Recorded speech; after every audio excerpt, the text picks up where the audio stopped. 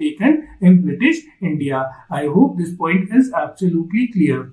Another point, that complete authority and control over Indian administration was given to Secretary of State. So now questions will be asked to Secretary of State with respect to affairs, decisions, mutiny, any sort of unrest, resentment that might be happening in India. Who exactly became the first Secretary of State? It was Lord Stanley, the person who had introduced this bill, which eventually became Government of India Act 1858. Another important point that you need to keep in mind, most of for your prelims examination of state PCS exams, generally in state PCS exam, this is a standard question which gets asked, that who was the first Secretary of State for India? And the answer, of course, is Lord Stanley.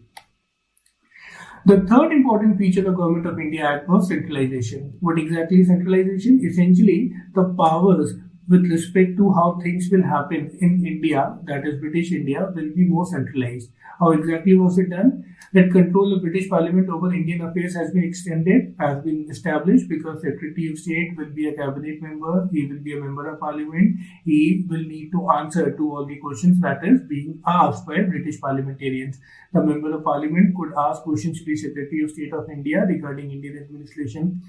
Another important point to note here, that with respect to right to appointment of important offices in India, that could be with respect to several provincial governors, several important offices like the Supreme Court that was established in Calcutta. It could be other important officers that would need to be sent to India in order to administer British India provinces. Who exactly will appoint them?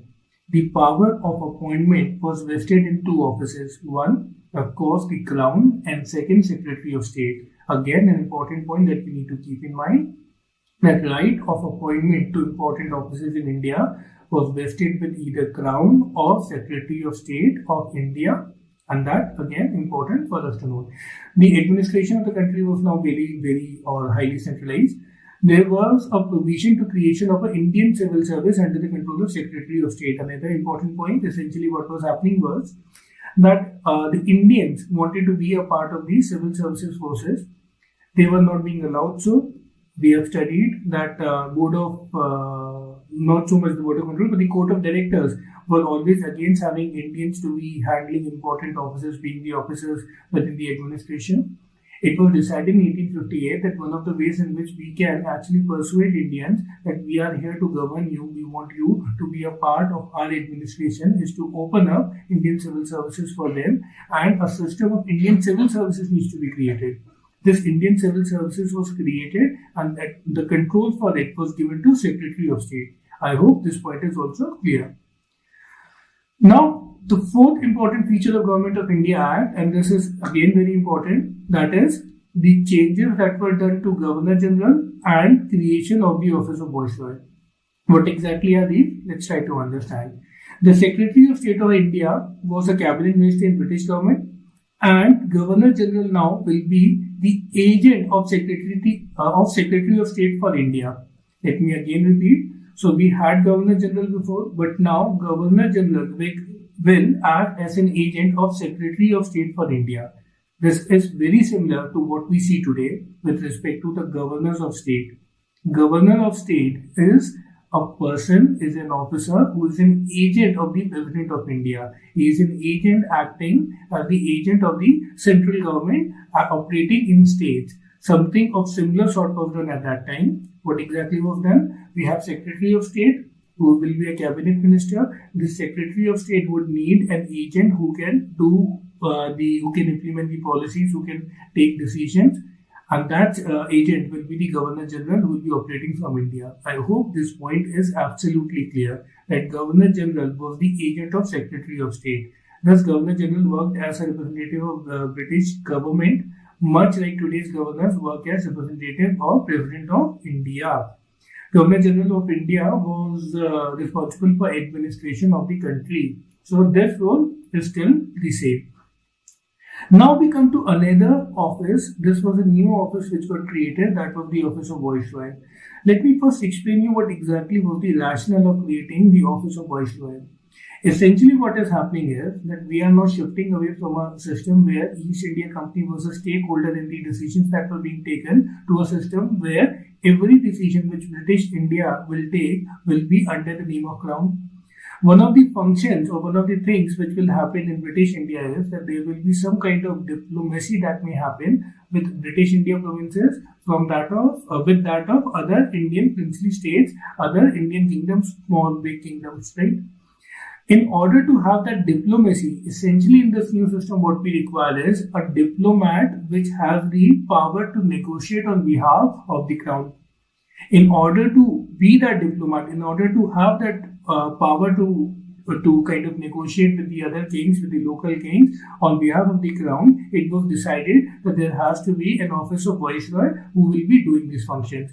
Thus, the new office of viceroy was created to work as a diplomat to parley with princely states so that there is a coordination. This viceroy can be a representative of the crown with respect to the decisions and diplomatic gives and takes that will happen. Viceroy was to be a direct representative of the British Crown in India, a point that I've just covered. Lord Canning thus became the first Viceroy of India. Lord Canning was also the Governor General of that time. What exactly am I trying to tell you here? What I'm trying to tell you here is that it was provided that the both offices, that is Governor General as well as Viceroy, will be manned by the same person. It will be the same person who will be given the post of Governor General and also the post of Viceroy. Now you may be wondering what exactly is the logic of creating a new office then? Well, let me explain you, let me bring clarity to it. Initially, it was decided that what we require are two separate offices, one of Governor General and second of Viceroy. They were also deliberating on the idea of having two officers handling the respective jobs. But then it was realized that it may actually be ineffective in the final decisions that will be taken over there. How exactly will that be? On one hand, we have a Governor General who has been given administrative powers, power to administer in the British India provinces.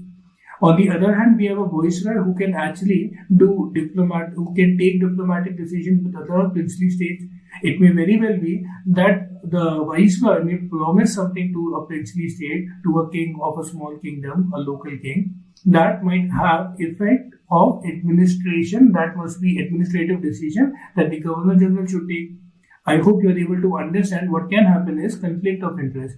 On one hand, what we can have is a viceroy who may be taking diplomatic decisions. He may be giving some diplomatic promises. In order to deliver on those diplomatic promises, Governor General will need to abide by them. Governor General would feel that you are stepping into my zone of authority because it is my job to administer the policies of British India.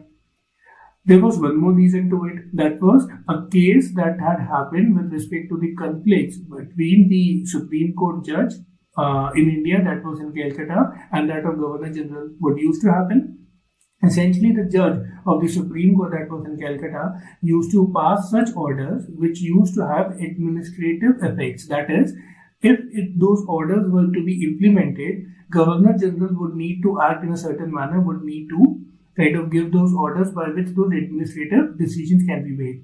Now, Governor General always used to feel that why exactly the Supreme Court judge is impeding on my authority. Supreme Court judge used to feel that, well, the idea of having me around here is to deliver on justice. As such, it may very well be that my decisions, my directives may involve certain administrative directives to which Governor General must comply to. Hence, there used to be a conflict that used to happen between the Governor General and Supreme Court judge. It was thus decided that it would be more prudent on the part of the Britishers to have only one person, being the Governor General, as well as the Viceroy for British India and India.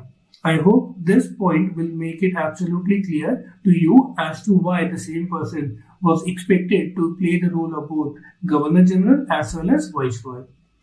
The objective of having same person to occupy two offices was to avoid any conflict of interest, as it used to happen between the Governor General and Chief Justice of Supreme Court of Fort Williams in initial days.